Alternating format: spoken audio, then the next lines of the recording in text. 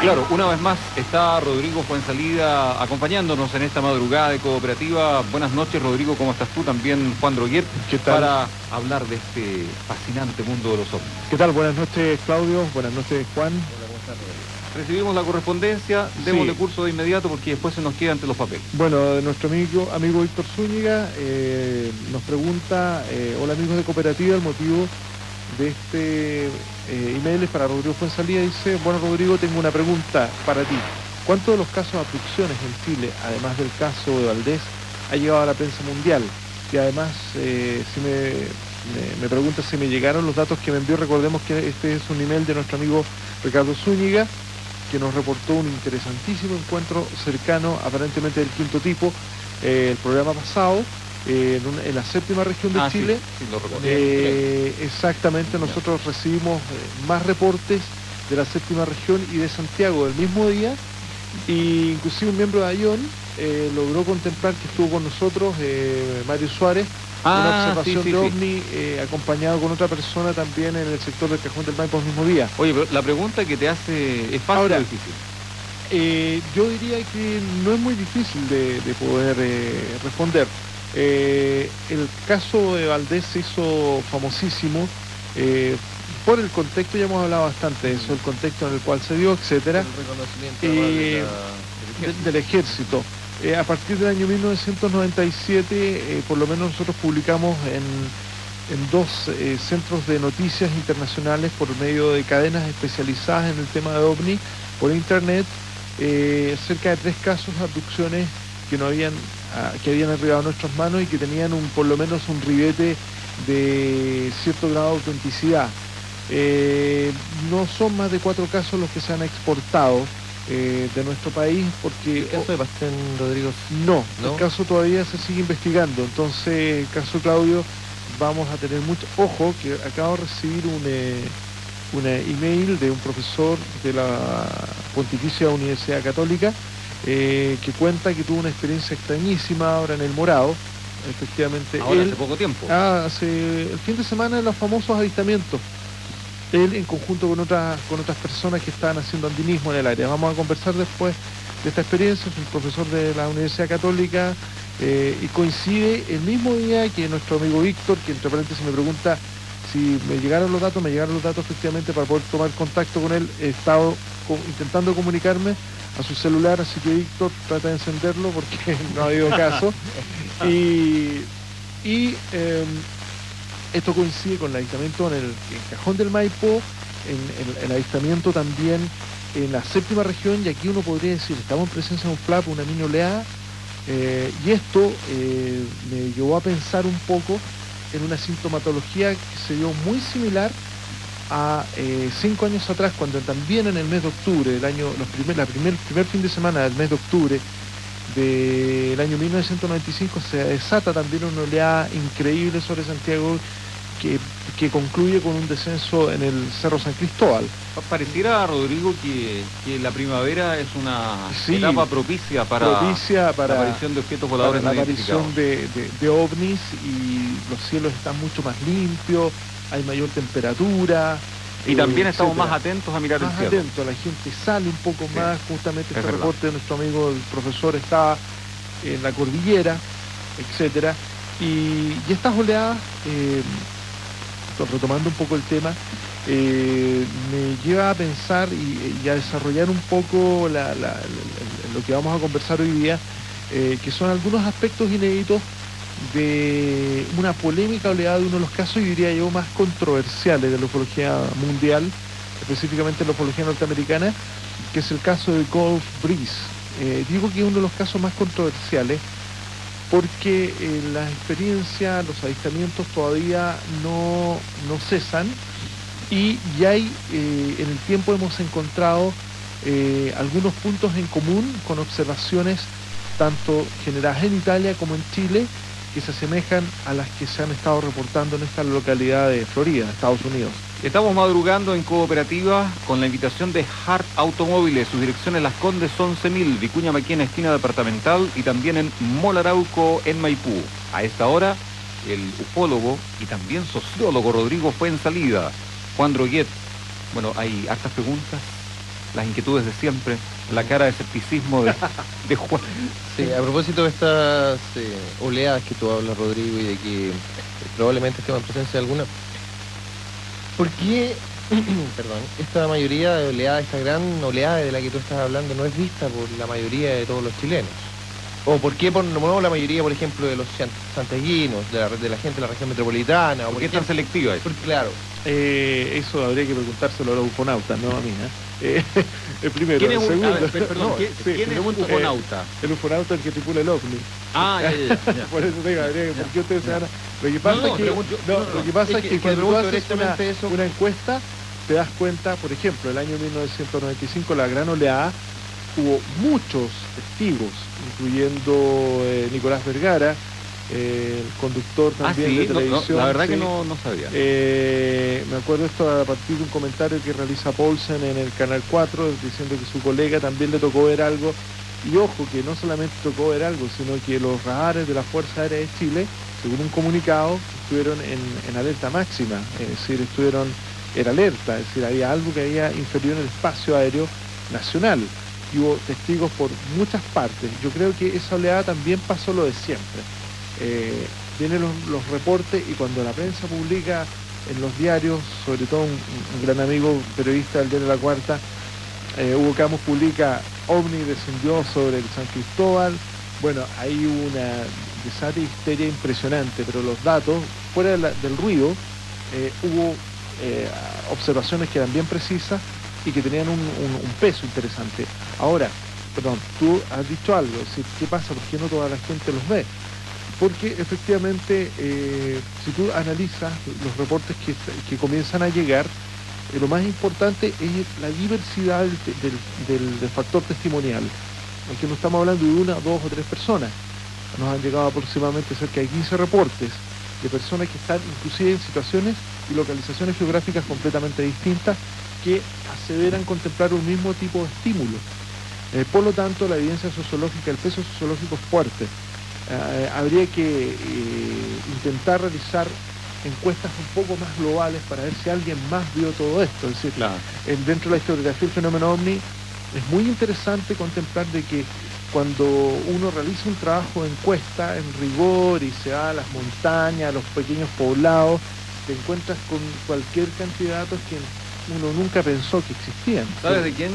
Me arrepiento de no haberle preguntado cuál era su recuerdo del encuentro con un objeto volador no identificado. Gloria Benavides. Ella estuvo acá en el programa, pero estábamos hablando de la nueva ola, de su etapa musical. Entonces, la verdad, que ni a mí ni a Agustín Fernández se nos ocurrió preguntarle por un objeto volador que ellos dicen que lo siguió, creo, en el norte en una gira.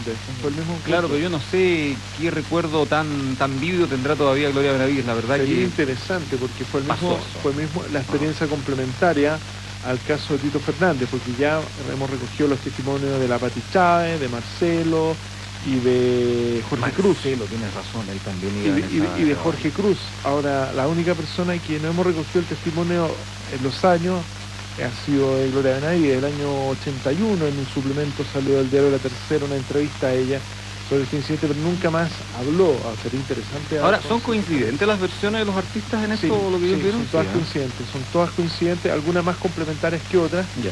Y lo más interesante es que los menos involucrados en el tema te dan datos más como aterrizados, es decir, que no se contaminan en absoluto con lo que dice Tito Fernández.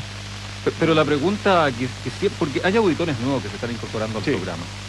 ¿Cómo una persona sabe que lo que está observando en el cielo en una noche estrellada, por ejemplo, es un objeto volador no identificado y no corresponde, por decirte, un satélite? O un globo sonda. O un avión que puede... Buena pregunta. Yo creo que lo que lo hace diferenciarse de un elemento convencional es lo que lo identifica como OVNI, como objeto volador no identificado. Yo creo que es importantísima la duración del fenómeno. Si es un cuerpo, por ejemplo, que está unos 3 minutos realizando grandes aceleraciones, cambios en ángulos rectos, detenciones bruscas, polimorfismo, es decir, que cambia de forma, cambia de intensidad de color, acelera nuevamente, vuelve a hacer cambios de ángulo, biparticiones, ahí ya estamos en presencia de un ovni. Es decir, siempre le indicamos a todos los auditores que realmente se comuniquen con nosotros cuando realmente vean un comportamiento extraordinario.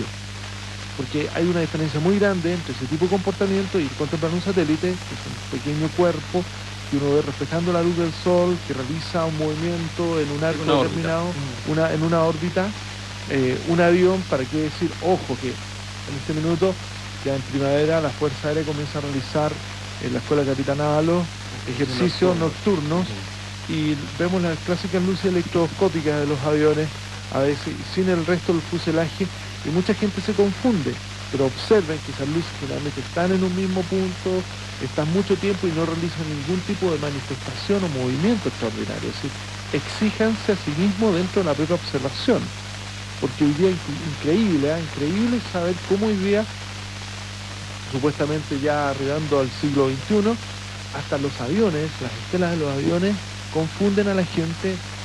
La gente se confunde, creen que están viendo ovnis, y eso produce noticias. Como hoy día un avión es confundido por un ovni, eso para mí es preocupante. Yo creo que por algo tan simple los ovnis no se conocen.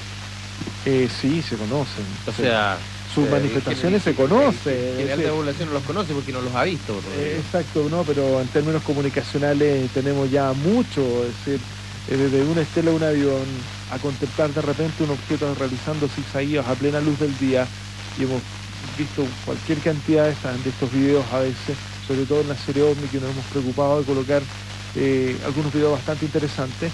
Yo creo que hay una cierta educación, ¿no? Yo creo que el problema es otro. Pero la gente no ve lo que quiere ver. También ve lo que quiere ver. Por lo tanto, por eso insisto en que la evidencia sociológica es la que te puede dar mayor peso en una observación. Es decir, la gente quiere ver muchas cosas, pero entre 50 y 60 personas no todos tienen la misma conformación psicosocial. Estamos de la noche a la mañana en Cooperativa, en la compañía de Rodrigo Fuenzalida. El tema que nos convoca en este horario, los ovnis, su presencia, su discutida presencia, digámoslo honestamente también, porque hay mucha gente que discrepa con nosotros. Hart Automóviles no discrepa. Prefiere este programa de la noche a la mañana en Cooperativa, está con nosotros hasta las 6. ¿Por qué era controvertido este avistamiento que estabas nombrando tú hace unos minutos, Rodrigo? El caso Gold Bridge, sí. Yo diría que es uno de los casos, a mí me llamó mucho la atención cuando esto lo supe a principios de los 90, cuando llega información de la MUFON diciendo que la MUFON, la Mutual UFO Network, la red de investigación OVNI más importante de los Estados Unidos, cuya representación la tenemos acá justamente ahí en Chile, y se la visito. También pueden visitar, entre paréntesis, las noticias de la MUFON en www.ayon.cl. Ayon.cl, es que la gente está esperando esta información. Exactamente. www.ayon.cl, y hoy día se ha renovado nuevamente la página. Digo que es controversial porque de repente empezaron a recibir informaciones diciendo que se ha desatado una tremenda oleada, en la cual por primera vez los investigadores concurren en número de cerca de 116 investigadores de la MUFON a esta región de Florida, y se colocan con aparatos para intentar captar estos ovnis. Nos llamaba la atención de que cómo era factible investigar una observación ovni mientras esta ocurría, que era el experimento de laboratorio que hoy día se veía en Gesdalen, que también se puede encontrar realmente espectacular en internet, exactamente, en nuestro sitio de Ayon. Pero bueno, es que debes revisar los análisis científicos. Mire, señor Rodríguez, ¿por qué no se va a tomar aire al pasillo? Le quedan dudas, lo que pasa es que le quedan dudas porque no lee. Pero mire, se marea con números. Nos pega la patada debajo la mesa. Se marea con los números, con todas las ecuaciones, ya, se marea. Sigamos. Entonces, hay que leer de repente esas cositas, Juan. Bueno, la cosa es que de repente lo que ocurre en Gold Bridge nos llamó mucho la atención. ¿Cómo era posible que se estaban captando ovnis? Y no solamente eso, sino que hay un personaje muy controversial hasta hoy día, que también divide a los investigadores. No se llama Juan Rodríguez. No se llama Juan Rodríguez, porque él lleva una cámara fotográfica en su cuello. Ahí está, el primer requisito. El primer requisito. Y este señor llamado Ed Walters, es un conductor, y tuve acceso a conocer, como a mi amigo Antonio Neus, a conocer informaciones directas de gente que conoció a Ed Walters, tanto Antonio Neus como Bob Hopkins, dos investigadores muy conocidos en el mundo. A Hopkins también lo conozco. Inquirí muchos datos. Hopkins estuvo investigando el caso Gold Bridge. Este constructor, de un día para otro, comienza a realizar las primeras fotografías de los encuentros en Gold Bridge. Fueron cerca de 18 encuentros que tuvo en una primera instancia, y por cada uno de esos encuentros logró realizar unas fotografías que eran realmente increíbles. ¿En qué año es esto, Rodrigo? El primer encuentro es el año 1987, cuando se desata toda la oleada fuerte en el año 92, y de ahí hasta hoy día continúan los avistamientos. Ahora, en ese instante, cuando logra tomar una serie de fotografías, y eran fotografías que eran realmente increíbles, como por ejemplo un ovni sobre una carretera lanzando unas de luz a no más de 10 metros del perceptor, y tú ves la carretera completamente iluminada. De inmediato mi amigo Bruce Maccabee logró involucrarse dentro de la investigación. Bruce tomó una serie de fotografías y las analizó. Recordemos que él es físico óptico de la Armada de los Estados Unidos, es uno de los principales investigadores de casos de fotografías y videos, y comenzó a darse cuenta de ciertos patrones anómalos que había, como por ejemplo de repente los ovnis estaban detrás de algunas ramas, las ramas cubrían los objetos voladores no identificados. Para él eso decía que el objeto estaba ahí. Sin embargo, algunos periodistas escépticos lograron reproducir algunas fotografías de manera muy similar a las de Walters, con superposiciones en cámaras Polaroid. Las lograron reproducir y quedaban realmente iguales. Sin embargo, lo que obviaron los escépticos era el hecho de que la propia MUFON dispuso de cámaras completamente selladas que se eran proporcionadas a Walters, con la finalidad de que Walters hiciera una serie de tomas fotográficas y no tuviera ningún acceso a la manipulación del rollo. En la primera etapa, Walters tomó una serie de fotografías, y estas mismas fueron reveladas en presencia de conferencia de prensa y en presencia de un notario que certificaba que estaba todo en regla, y aparecían exactamente en las mismas fotografías. Lo más interesante es cuando a Walters se le proporciona una cámara en estéreo, es decir, una armazón de estéreo con dos cámaras fotográficas, cosa de poder realizar triangulaciones, y realiza exactamente la misma cantidad también y calidad de fotografía. Hay una secuencia que también es muy curiosa, de Walter está sobre una plaza y comienza a fotografiar el cielo, y en conjunto un grupo de personas miraban y no veían absolutamente nada, pero todos veían como en el revelado iban apareciendo los ovnis, como que estaban en otro espectro que era posible que lo captara él. Pero bueno, Walters, insisto, ahí exacto, Walters para mí, yo comencé a tener ciertas dudas de lo demasiado perfecto que este caso, donde habían hasta huellas de aterrizaje, etcétera, y comencé un poco a aislar la situación de Walters hasta no conocer otras evidencias externas. Y estas evidencias empiezan a llegar efectivamente en el año 94-95 con una serie de videos. Antonio Neos en el año 1998 me remite un video realmente increíble de una serie de observaciones diurnas tomadas efectivamente en Gold Bridge. Siempre en la misma zona. En la misma zona. Y aquí es como cuando me empiezo a impresionar bastante el tipo de ovni que eran, ojo, que aquí hay que considerar varias hipótesis. El tipo de ovni que comienza a ser video grabado en términos diurnos era una especie de lenteja brillante metálica. Estas lentejas metálicas se situaban en el espacio a gran altura y de repente, ¡pop!, desaparecían a los ojos de los observadores. Es decir, tú ves desaparecer, ves punto de referencia, hay un video donde aparece efectivamente un ovni situado en el cielo, un lanchón pasando por debajo en una playa, el viento, etcétera, pegaba la tremenda acelerada. No nos cuenta el final. Por ningún motivo, porque Iván Toro me indica que ya es el momento de hacer nuestro break acostumbrado en la compañía de Hart Automóviles. Vienen las informaciones del diario de Cooperativa con el periodista Álvaro Pachi.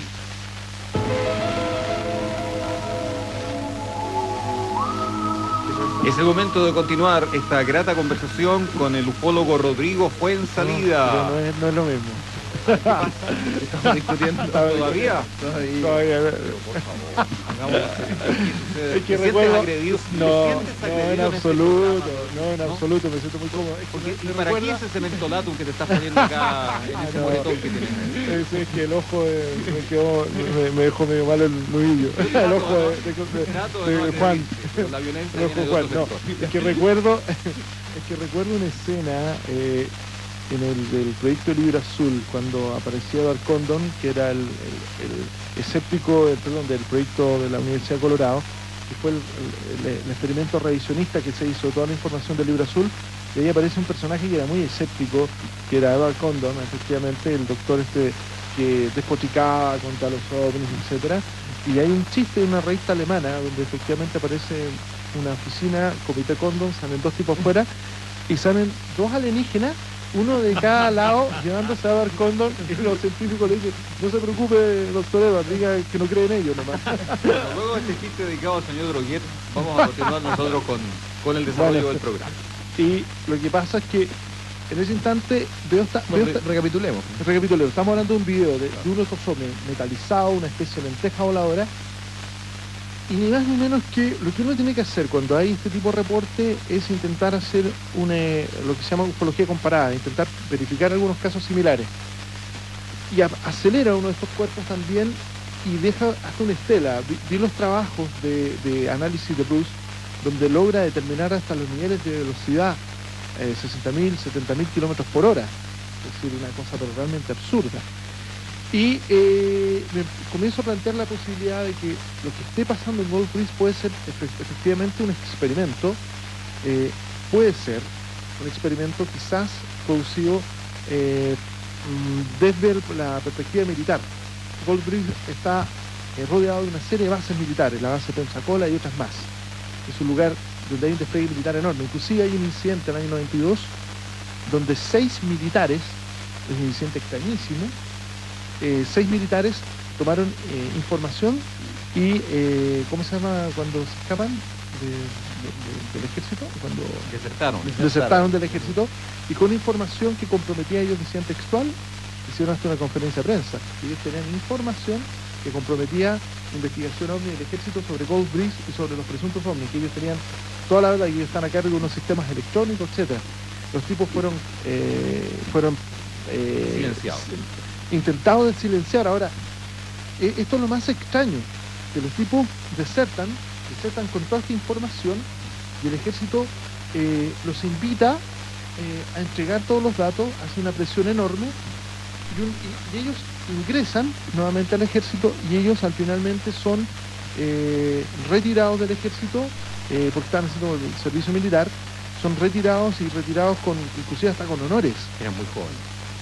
Y son retirados pero con honores. Una situación así no ocurre. Si tú te sacas información, te toman preso, pero ¿por qué son retirados? Claro, ¿por qué le hicieron tanto cariñito, no?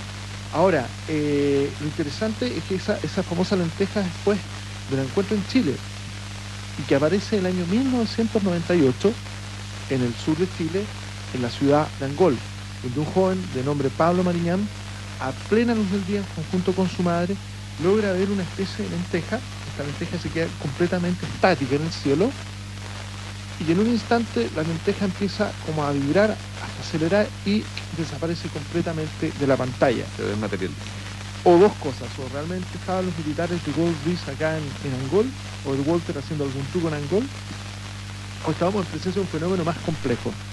Sin embargo, hay un testimonio que muy sobrecogedor, del cual hice una pronte en la página de Ion, ya que todos los jueves estamos renovando la información justo previo posterior a la salida del programa para complementar lo que nosotros realizamos acá en Cooperativa. Ya.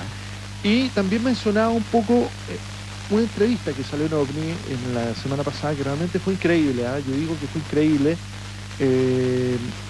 porque escuchar a un ex ingeniero de NASA mencionar que en los 60 contemplaron la aparición de un ovni sobre la cinta en el año 1965. Ya.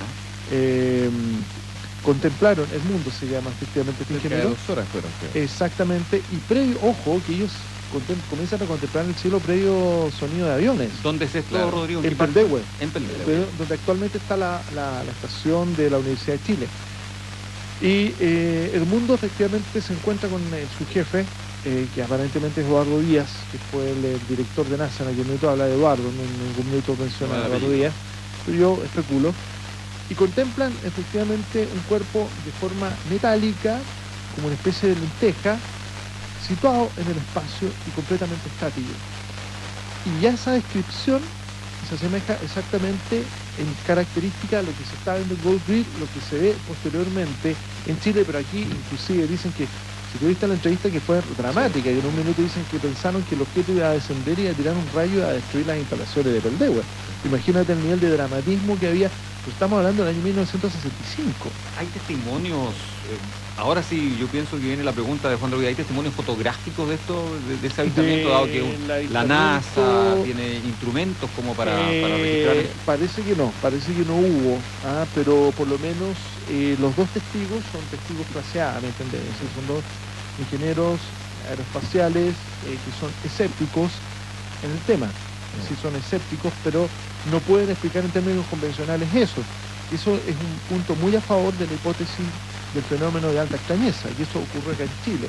A mí me interesa bastante rescatar siempre lo que ocurre más en Chile y en otros países, porque Chile está mucho más purificado de fraudes o contaminaciones como se ha producido en Estados Unidos, en Suiza, en Europa, etcétera, con el famoso caso, por ejemplo, Billy Meyer, que ya hemos hablado de él. Pero después me encuentro que me llega desde Europa, específicamente desde Italia, agradeciendo a mi amigo Mauricio Vallata y Roberto Pinotti, directores del CUN, el Centro Ufológico Nacional. Arriba de mis manos la publicación Noticiero UFO, donde hay una secuencia realmente extraordinaria y realmente increíble. ¿Del mismo objeto? Del mismo objeto tomado en el sector denominado Monte Grappa, allá en Italia. Se hizo una secuencia de por lo menos 9 fotografías con distintos puntos de referencia. Se hace una ampliación de una de estas fotografías, digamos, es exactamente esta misma lenteja, con una especie de diseño interior al centro, como una especie de sacado que tendría, y comparándolo con lo de Gold Breeze y con lo de Chile, los testimonios, estamos en presencia de ese fenómeno de origen universal. Ahora, las fotografías de Monte Grappa fueron analizadas por la gente del CUN. A plena luz del día, el objeto estuvo por lo menos 15 minutos sobrevolando el área, hasta experimentar tanto como lo que ocurre en el 65, como lo que ocurre en Monte Grappa y lo que ocurre acá en Angol, una aceleración que lo hace imperceptible ante los sentidos. Claro, pero la pregunta se cae de madura, por Rodrigo. Si tú estás hablando de que existe la posibilidad de que sea una creación humana, ¿por qué no se puede pensar que todos los objetos de masa son creaciones humanas? El único problema que hay para eso es que en el año 65 no habían experimentos que permitieran acelerar a un cuerpo a más de... No existen. Toda la tecnología de guerra, los experimentos de guerra y las nuevas se podría decir, los nuevos descubrimientos son conocidos, son publicados, porque generalmente la inversión en el campo industrial militar, sí, pero la inversión en el campo industrial militar es lo que más mueve la economía. Y los grandes experimentos que se hacían hace 30 años atrás, hoy día los tenemos a la vista, que es el Stealth, el F-117. El invisible, por ejemplo. El invisible es una tortuga voladora, claro. no vuela más de 1.500 kilómetros por hora, no a 70.000. Pero ese experimento se realizó aproximadamente hace 40 años acá. Exactamente, pero no vuela más. Lo estamos conociendo recién hace cuánto. Pero vuela a 1.500 kilómetros por hora, no a 70.000. Hasta este minuto no hay ningún experimento, y me gustaría que me lo nombraran si existe, que pueda permitir efectivamente hacer acelerar pequeñas estructuras o medianas estructuras a este tipo de velocidad. Existen los drones, y existen drones inclusive producidos por NASA, pero funcionan con hélices. Con hélices, que es un sistema de Estado. Ya, ¿me permite? Una hélice, un secreto de Estado. Tengo mi cartita debajo de la manga. Yo los dejé que discutieran un ratito. Les quiero recordar a quienes nos escuchan que estamos en Cooperativa de la noche a la mañana. Nos acompaña todavía el sociólogo Rodrigo Fuenzalida. Estamos hablando de los ovnis. Yo tengo mi cartita debajo de la manga. Adelante. Resulta que hace un rato atrás, antes que comenzáramos nuestro programa, tuvimos varios reportes de un avistamiento de objetos voladores no identificados en Santiago, específicamente en la comuna de Renca. Llevaron auditores de esa zona a cada cooperativa porque sabían que venías tú. Yo lo quise guardar para contar que en los cielos de Renca, aproximadamente a las 21:10, 21:15, se estaban observando objetos voladores no identificados. De modo que es una información que te quiero entregar para que tú la investigues, recabes mayores detalles de este avistamiento que ocurrió en las últimas horas acá en la zona central, específicamente en Santiago, en el sector. Sabemos que los amigos que tengan estas observaciones se pueden comunicar al 555-4011, 555-4011 o a email ion@chilesat.net. Ahora el señor Rodríguez va a decir que era un volador, no, eran los año nuevo. Los rusos que estaban dando vueltas, claro. o el ejército de No, Estados pero en Unidos. serio, esta información está debidamente certificada, está interesante, corroborada, ¿no? entregaron sus datos, todo. Justamente me interesa saber, y todos los amigos que tengan observaciones al respecto se pueden comunicar con nosotros para intentar agotar Sirve un poquito de café, señor Duque, para pasar la emoción. Muchas gracias. Muchas gracias. Continuamos con Rodrigo. Continúa. Como bien decía, estas tecnologías, de tener alguna aplicación práctica, la historia del mundo sería una historia completamente distinta. Es decir, insisto, es un ovni que es capaz de descender, desmaterializarse, bipartirse, inclusive hay incidentes militares, como el incidente Twin Waters, el año 1980, 81, o el año 80, donde en Inglaterra un grupo de militares tuvo acceso a contemplar el intento de descenso de un ovni en una base militar. Este es un incidente ya bastante conocido, fue trabajado por el ex comandante húngaro Kolman von Kevinski, que murió el año 1998 y cuya última entrevista la realizó efectivamente para OVNI, para el programa. Y Kolman, como buen militar que trabajó en la OTAN y en la ONU también, no en la OTAN, no, en la ONU, él reconoce que eran las tecnologías registradas en Deepwaters en absoluto podían no correspondía a sus patrones en absoluto. Ahora lo interesante es, insisto, que muchas de las observaciones de objetos voladores no identificados a veces se han dado en lugares donde se hacen también pruebas de prototipos completamente humanos y prototipos completamente que pudieran tener una explicación científica, digamos, más racional. Exacto. Ahora, nosotros tenemos reportes acá en Chile de militares que en ejercicios militares han tenido aproximaciones de objetos voladores no identificados. Yo te conté, perdón, y no está de más de reiterarlo, hace unos 5 años atrás vinieron unos pilotos acá a Radio Cooperativa, venían a promocionar la versión de FIDAE correspondiente a esa época, y nos quedamos conversando con unos pilotos de guerra acá en la sala de control, y en la parte informal dos de ellos reconocieron haber tenido encuentros con objetos voladores que a su juicio eran prácticamente no identificados, no correspondían a los patrones que ellos normalmente manejan en el vuelo tradicional, digamos. Interesante. En el norte y en el sur, en los dos extremos del país. En los dos extremos, que son dos extremos gente bastante visitados. Seria, pilotos de guerra, hombres avesados en condiciones de vuelo. Y dos extremos que son bastante visitados, es decir, que tenemos muchos reportes que dicen en relación a la cosa curiosa, la baja tasa de densidad poblacional, que se dan por lo menos mayor frecuencia de avistamientos, y que esa continua en el aspecto geográfico ya nos da por lo menos un tipo de continuo, es decir, de un tipo de línea que uno puede entablar entre a nivel estadístico, y ya uno puede inclusive realizar algunas hipótesis de trabajo. Ahora, y especulemos, pues, Rodrigo, ¿qué estarían buscando estos objetos voladores acá insisto que el fenómeno inteligente está buscando el ovni, aquel que digo que guarda la inteligencia dentro de su comportamiento, está buscando algún tipo de recursos naturales, es decir, agua, minerales, también está sumamente claro eso, es decir, la cantidad de reportes que hay en la cordillera, las observaciones. Tenemos un caso reportado del año 95 de un ex miembro de Carabineros que le tocó estar en un puesto fronterizo y atender a unos geólogos que observaban, por ejemplo, un objeto de origen triangular sobre el cielo, situado en el altiplano chileno, y decía que desde el interior emergían unas esferas de este objeto triangular y se metían a la tierra, salían como hinchaditas e ingresaban hacia el interior del cuerpo. ¿Y tú no crees que puedan haber bases submarinas, que muchas veces se ha hablado de esto? Yo creo que sí. ¿Una estación submarina? Sí, bueno, Jacques Vallée plantea en una de sus obras en los 70 aporte de que encontraba que era bastante probable y era bastante inteligente el hecho de que una supracultura pudiese estar debajo del agua, sabiendo con el potencial que existe a nivel de hidrógeno y de oxígeno como componentes del agua, y poder procesar eso, es decir, no es en absoluto de locura.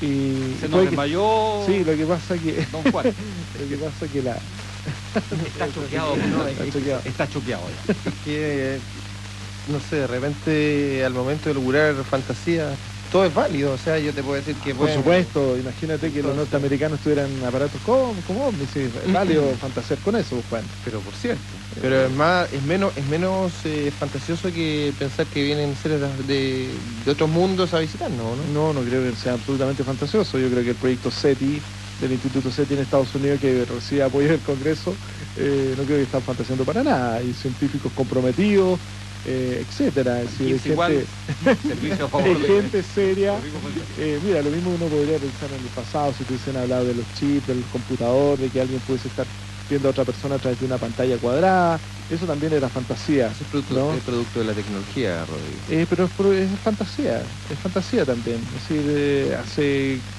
20 años atrás era impensable, por ejemplo, elucubrar sobre, en este minuto, por ejemplo, sobre la desmaterialización, los experimentos de materialización que están intentando realizar en Europa, por medio de traslado de fotones, partículas lumínicas, etcétera.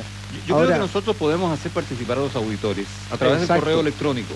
Las dudas, las sugerencias, las inquietudes, las discrepancias con este programa, con este espacio, por favor, háganlas saber, porque nosotros, ¿cómo tenemos contacto? Calibramos. ¿Cómo los escuchamos a ustedes? Exacto, los insultos a Juan Rodríguez, todo eso. El correo electrónico está disponible. Me voy a ganar el odio de tus seguidores, Rodrigo.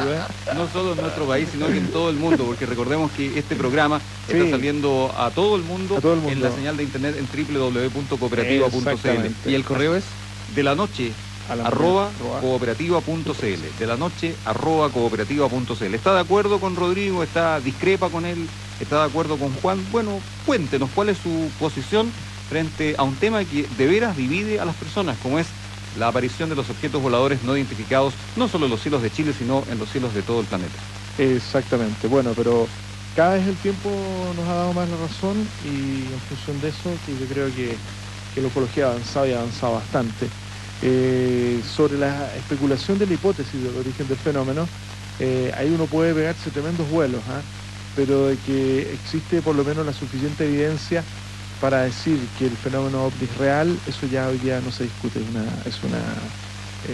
es parte del pasado, y es parte un poco de la locuración más bien básica que hubo en su minuto. Muchas gracias por estar con nosotros esta madrugada, Rodrigo Fuenzalida, sociólogo, asesor también del programa OVNI que va por Televisión Nacional. Re bueno este viernes. Reconozco que las promociones están muy atractivas, sí, pero buenísimo. nuestro programa está de veras estupendo. Exacto. Esperamos que te sientas cómodo en él. Y recordemos que visiten www.avion.cl,